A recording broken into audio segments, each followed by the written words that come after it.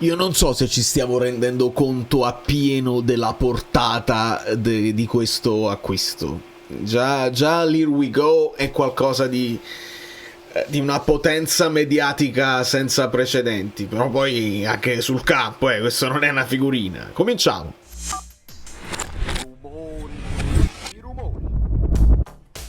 Ci tengo a parlare anche di campo perché si farà di tutto per sminuire la cosa, ma veramente dobbiamo essere onesti, dopo il CR7 che arriva alla Juve, questo acquisto è quello secondo me che scuote più di tutti gli altri acquisti la Serie A, almeno negli ultimi anni. Luigi Zingone, benvenuto sul canale e benvenuti a tutti i nuovi iscritti. Stiamo galoppando, ho visto sfondata al muro dei 26.700 ed è grazie ai vostri like, e questo è un video, insomma, meriterebbe almeno un 2000 like. 1926 ci stanno bene, però non è solamente un video che è arrivato per esultare così. Quello probabilmente sarà fatto domani, o meglio quando arriverà il Welcome Kevin, senza dubbio. Poi sto studiando la pronuncia, De Bruyne, mia moglie mi sta De Bruyne, devi fare una cosa qua con la gola, De Bruyne. Lo vogliamo rispettare senza De Bruyne o De Bruyne, rispettiamolo il più possibile. Ma per uno sfizio mio ci spostiamo e facciamo un quadro generale. Non lo scrivo nemmeno nel titolo che questo è un video per le liste, in modo tale che solo gli amici bellini, quelli là fedelissimi che cliccano su tutti i video, hanno il piacere di parlarne. Ne stiamo parlando nel gruppo Telegram, ci stiamo divertendo molto e devo fare subito un mea culpa perché per quanto riguarda Musa non risulta, per pochi giorni non risulterà un Under 22 perché ha già compiuto li ha già compiuti i 22, insomma non lo è, non rientra per pochi giorni perché in pratica a novembre, del 29 novembre, un mesetto, ne compie 23 e quindi è già la stagione in cui purtroppo occuperà un posto e la questione delle liste diventa interessante. Ho cercato, e se avete anche degli spunti, dei ricordi, altre cose, questo è un video che con i vostri commenti si riempie di dettagli importanti perché potrei aver dimenticato qualcosa. Questa è la situazione del Napoli al momento. Prima di tutto dobbiamo chiarire la situazione dei portieri, perché c'è Scuffet che potrebbe non essere, perché quello è prestito. Allora, come è prestito anche Caprile, ci sono delle situazioni di prestiti che vanno valutate perché non sono scattati gli obblighi per quelli che avevano un'opzione di obbligo e bisogna capire se si andrà in trattativa e se questi giocatori usciranno. La prima cosa che deve fare il Napoli, se confermiamo Meret, e credo che possiamo confermare Contini, perché Contini questa è la colonna di quelli formati nel vivaio Napoli, e allora ti conviene tenerlo. La questione Meret va nel vivaio Italia e devi prenderti un altro portiere che, se te lo prendi senza vincoli, va ad occupare uno spazio dei 17. Questa è la lista dei 17. Kevin De Bruyne. Può essere che ti riprendi Caprile, che non accetti la cosa, può essere che ti prendi Scuffetto o ne compri un altro, e insomma non credo che non ce ne sono altri del vivaio di Napoli. Il vivaio Italia forse qualcuno lo trovi, ma già li abbiamo tutti e quattro occupati questi posti qua, quindi sarà un posto il portiere che verrà occupato nella lista dei 17. Poi rientrano Cajuste, probabilmente, Folorunsho, probabilmente, bisogna capire cosa vogliono fare le rispettive squadre.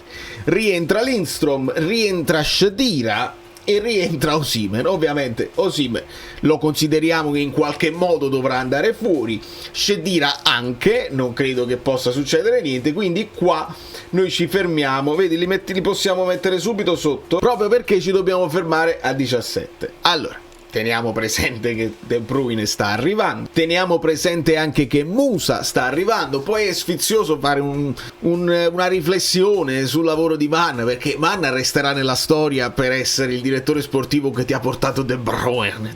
Però è anche uno che sta spendendo veramente 25 milioni per Musa, e non mi sembrano pochi. Io avevo detto la mia per quanto riguarda il valore del calciatore, e evidentemente il fatto di essere così giovane e con già una discreta esperienza europea gli fa mantenere il valore di mercato abbastanza alto. E secondo me a livello di bilanci è uno di quei giocatori, una di quelle operazioni che alla fine non ci perdi nulla, perché se te lo rivendi un domani, anche dopo un anno solo, è facile non fare minusvalenza. Ecco perché secondo me quel valore resta alto. Diciamo che un Musa può entrare al posto di un Cajuste e un De Bruyne può entrare al posto di Foloruscio, al posto di un Lindstrom, che vanno piazzati, in qualche modo vanno piazzati. Ho scritto Ndoye, ma intendo un'ala sinistra, intendo uno che possa essere il titolare o il cotitolare, se consideriamo ancora Neres alla sinistra, per quella situazione là. Poi sarà tutto un entra e esci. Se fermiamo Lukaku, perché immagino si confermi Lukaku, se esce Simeone allora ti prendi un'altra punta, se esce Ngonghi allora ti puoi prendere un'altra ala più destra, se esce Anghissà non lo sostituire con Musa, lo devi sostituire con un altro che magari già pronto, oppure un altro Musa, che si possano dividere il compito. Lobotka nella speranza che possa restare, e il resto li conoscete. Per esempio un Boukema, se deve entrare, qualcuno deve fargli spazio. Teniamo presente anche questa colonna. Dobbiamo capire che fine farà Rafa Marin, ma ci interessa poco perché è un giocatore under che quindi non occupa uno spazio. No, fermi tutti, perché Rafa Marin da quest'anno occupa lo spazio. Giovanni? Asa non occupa spazio, Marianucci arriva e non occupa spazio. Billing sappiamo che forse non verrà riscattato, Okafor siamo sicuri che non verrà riscattato, e quindi il dubbio resta Scuffet. Idem qui, Zanoli, Zerbin, non siamo sicuri di come andrà perché non sono scattate a tutti gli effetti le condizioni. Il Napoli è un po' sibillino quando ci comunica le cose. Vedi, per esempio, la SSC Napoli comunica la cessione di Zanoli al Genoa in prestito con diritto e obbligo di riscatto. Che significa? Non ci spiegano. Con diritto e obbligo, già non è possibile. Con diritto o obbligo, o magari diventa obbligo, che c'hai il diritto di farlo e diventa obbligo se si raggiungono certe condizioni. A quanto pare la salvezza non bastava, salvezza che il Genoa ottiene, servivano anche forse un numero di presenze superiori ai 45 minuti che forse Zanoli non ha raggiunto. E ripeto, sebbene Mazzocchi debba restare, perché prima di tutto a chi ce lo dai, e secondo è anche un uomo spogliatoio, perché adesso da McFratem passiamo a De Fratem. Qualcuno me l'ha detto nei commenti, insomma De Fratem non lo vuoi far introdurre alla realtà di Napoli da Mazzocchi, non essendoci Mertens, l'altro napoletano è Mazzocchi che lo deve aiutare, quindi per fortuna Kevin non avrà bisogno di aiuto, perché tra Mertens, Lukaku, Ngong, che magari Ngong se ne va, entra un belga, se ne va un altro, e diventa il re di Napoli in 5 minuti. Quindi come Zanoli anche Zerbin, lo vedete qui, la SSC ufficializza la cessione di Zerbin a Venezia con la forma del prestito con obbligo di riscatto al verificarsi di determinate condizioni, e credo che con la salvezza non si sono verificate delle determinate condizioni. Gli altri dubbi riguardavano Cajuste, era prestito con diritto di riscatto, e idem Lindstrom, prestito con diritto di riscatto. Nathan ci ha salutato, quindi è l'unico che siamo sicuri che. Questa è la situazione delle liste per il Napoli. Poi dobbiamo approfondire la questione degli slot degli extracomunitari e la questione delle liste per le Champions, ma si deve partire da qui per capire come il Napoli si può muovere e quali sono le cose che bisogna risolvere in uscita prima di pensare ad altri movimenti in entrata, che sono quelli che ci piacciono di più, che ci fanno sognare, perché sì, solo la maglia, ma quando la riempi di Kevin è molto meglio, eh? Insomma, teniamo d'occhio i social del Napoli. Io frequento Instagram più di tutti gli altri, dove il Napoli ha 4.9 milioni di followers, e con domani sono previste le visite mediche fatte di Marianucci. Comunque non c'è stato ancora il welcome.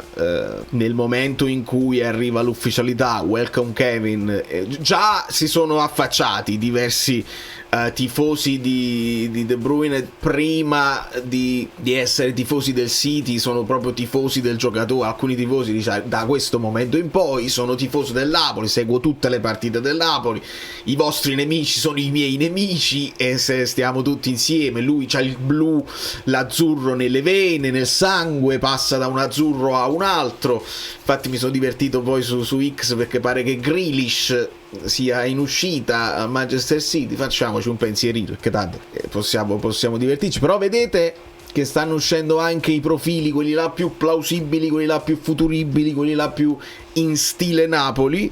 Certo è che questo profilo qua è quello che ti fa sognare, è quello che ti sposta gli equilibri, è quello che ti rende più forte anche il resto della rosa. Perché se tu sei un'asa giovane di talento che sta crescendo e cresci vicino, lo guardi un Kevin De Bruyne che tocca il pallone, che scannerizza il campo, che si mette con la postura del, ne sto parlando con gli amici su Telegram, si mette con la postura del corpo prima di ricevere il pallone e già sa quello che deve fare prima ancora che si muovano i compagni, e i compagni stessi si possono buttare in certi spazi che solo De Bruyne può raggiungere con la sua visione e con la sua precisione di passaggio. Altrimenti tu certi movimenti non li fai proprio se la palla è tra i piedi di un Musa, diciamolo pure, che non è un fine dicitore, un giocatore che funzionale, che ti potrà trovare. Beh, se la palla ce l'ha Musa, tu non ti butti che non ce l'ha.